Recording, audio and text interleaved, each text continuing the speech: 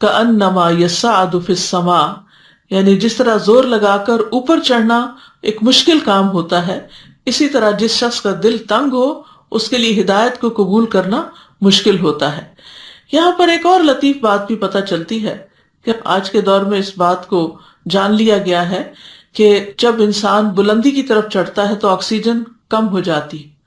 اور اوپر جانے میں سانس لینا مشکل ہو جاتا ہے۔ 1400 سال پہلے قرآن مجید کے نزول کے وقت کسی کو یہ بات معلوم نہیں تھی کہ گویا وہ آسمان کی طرف چڑھ رہا ہے اور اس کا سینہ گھٹ رہا ہے،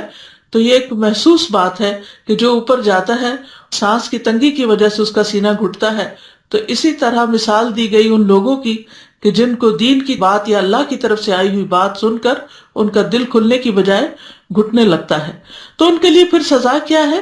کذالک یجعل اللہ الرجس، اسی طرح اللہ ان پر رجس ڈال دیتا ہے۔ رجس کے معنی ہوتے ہیں گندگی کے۔ ابن زید کہتے ہیں کہ اس سے مراد عذاب ہے، یعنی ایسے لوگوں پر پھر اللہ کا عذاب ہی آتا ہے۔ ابن عباس کہتے ہیں رجس سے مراد شیطان ہے، یعنی اللہ ان پر شیطان کو مسلط کر دیتا ہے، جیسا کہ ایک آیت میں بھی آتا ہے وَمَن يَعْشُ عَن ذِكْرِ الرَّحْمَنِ نُقَيِّضْ لَهُ شَيْطَانًا فَهُوَ لَهُ قَرِينٌ، کہ جو رحمان کے ذکر سے تغافل برتتا ہے ہم اس پر ایک شیطان مسلط کر دیتے ہیں جو اس کا دوست بن جاتا ہے، اور پھر جس کو شیطان کی دوستی میسر آ جائے اس کے لیے خیر کی راہوں پہ چلنا تو بہت ہی مشکل کام ہو جاتا ہے۔ مجاہد کہتے ہیں کہ رجس سے مراد ہر وہ چیز ہے جو خیر سے خالی ہو،